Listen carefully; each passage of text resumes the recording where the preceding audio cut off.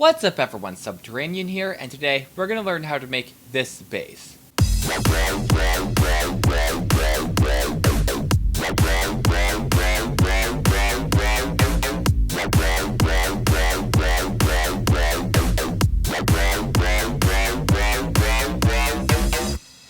This is a very wobbly type of bass sound, used heavily in a lot of electro and deep house music, especially in the more recent bass house subgenre.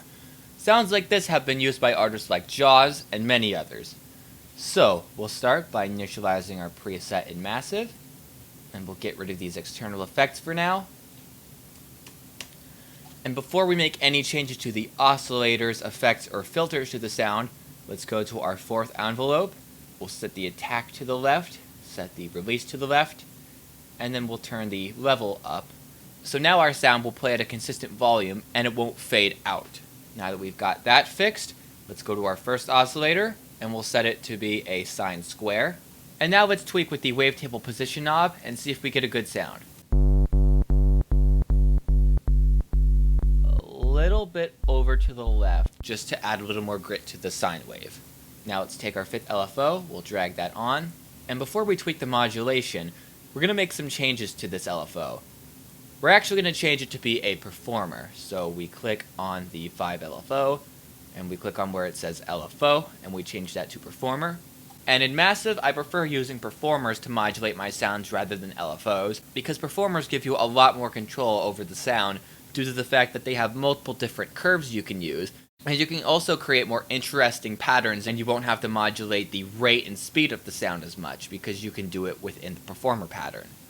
We're going to load up a performer preset that I made myself. And now that we have our performer preset, let's tweak with the modulation of the wavetable position. Somewhere to about the W on wavetable position. That should be pretty good. Maybe move that down just a notch. I like that. Now we'll go to our second oscillator. We'll leave this on the default square saw. We'll take the wavetable position and turn it all the way to the right so we have a classic sawtooth. And now let's tweak with the amplitude knob and see if we get a volume we like.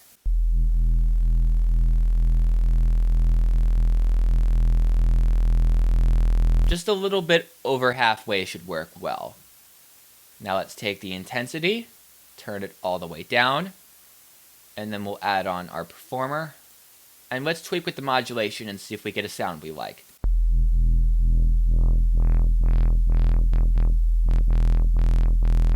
All the way up will work well. I like modulating the intensity with an LFO or a performer, as it gives the effect of having a filter without actually having to put a filter onto the sound. Now let's go over to oscillator 3. We'll change this to be a classic wavetable, which is under the analog/electric category. Now we'll turn the amplitude all the way up, and let's tweak with the wavetable position and see if we get a good sound again.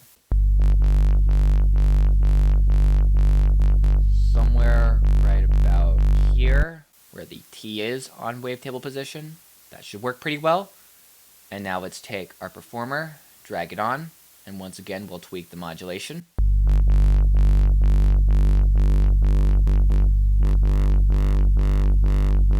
All the way up should work pretty well. And now we'll do the same thing with the intensity, bring that down, and then put the performer on. And now let's drag it up. Modulating all the way up works well for this too. Now let's go to our modulation oscillator. We'll go to phase and set the phase to go to oscillator 1. So we'll be phase modulating this first sine square. Now let's tweak with the phase knob. Maybe just a little bit over to the left should work. We'll turn down our master so we don't get any clipping. And now let's take our performer and drag it on. And once again, we'll be tweaking with the modulation to see if we get a sound we like.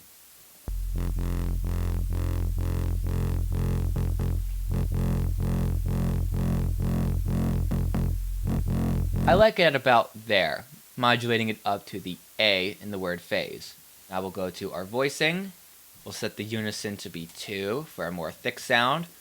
We'll go to oscillator, click on restart via gate so we don't have any weird phasing issues. We'll set oscillator 2 to be just a little bit over to the right. And now we'll tweak with oscillator 3.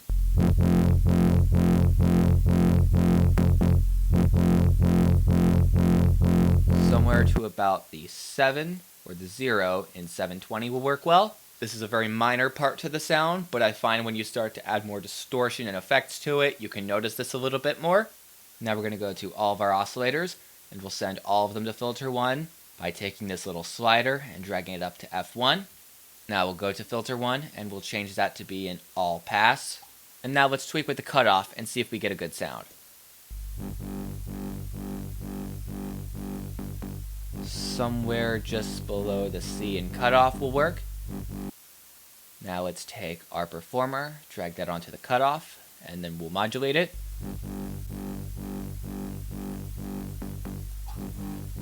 Somewhere to about the O in cutoff will work.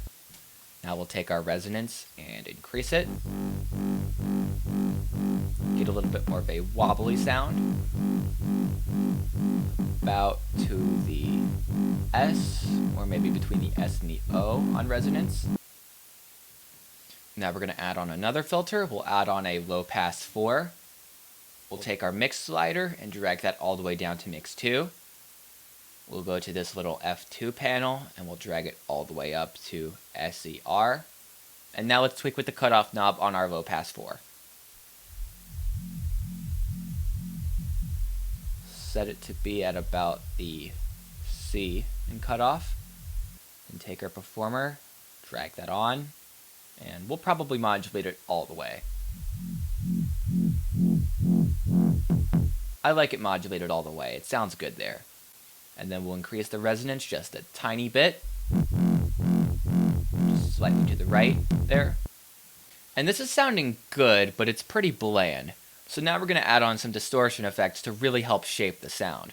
We're going to go to our insert 1, and we'll change that to be a sine shaper.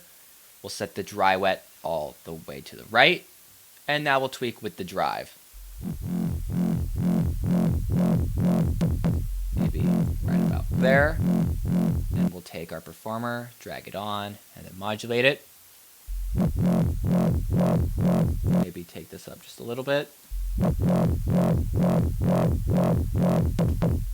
Maybe set that, maybe have the modulation at about to where the R is in drive. Then we'll take insert 2. We'll change that over to a parabolic shaper. Turn the dry wet all the way to the right again. And now we'll tweak with the drive of the P shaper. Maybe set it just slightly to the right. And then we'll take our performer, drag that on, and then once again tweak with the modulation. Right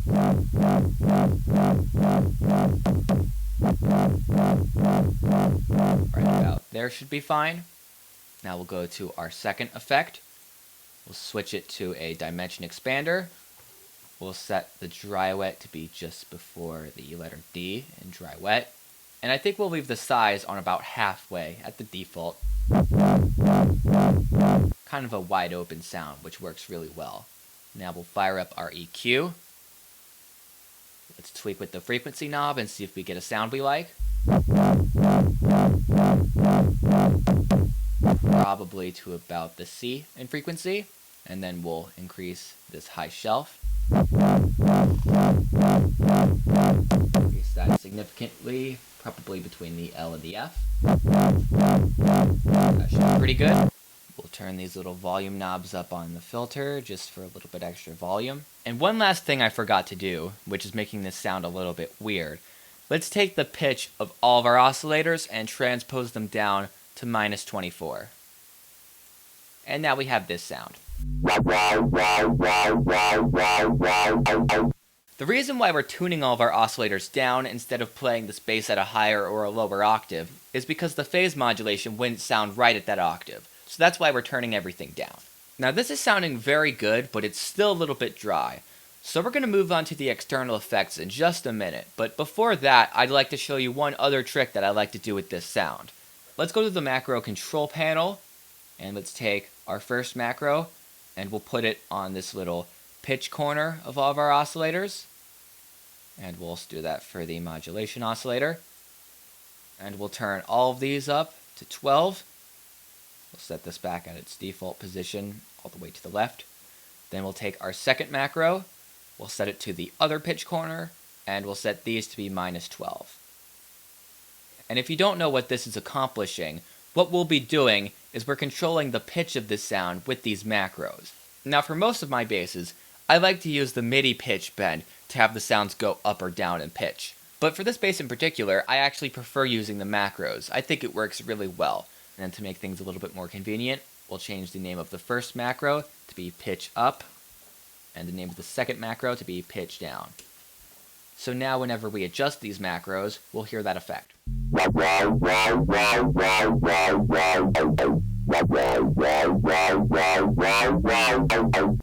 And there we go. We have a really nice sound so far, but it's still a little bit dry, so let's add on our external effects.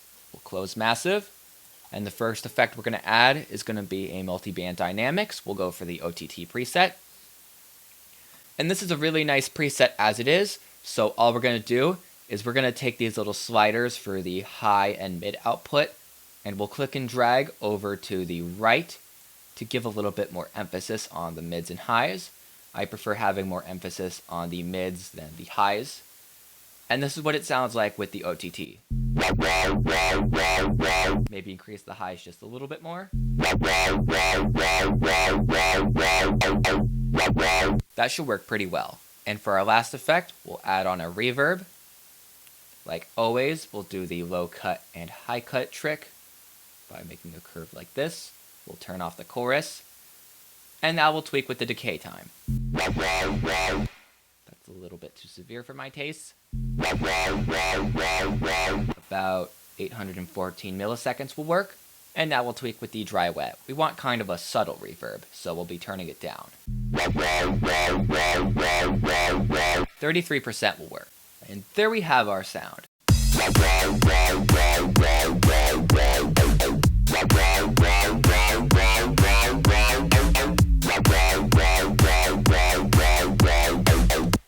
So that was my tutorial. I hope you enjoyed it. Please like this video and leave a comment as it really helps us out. And please subscribe to our channel if you haven't already.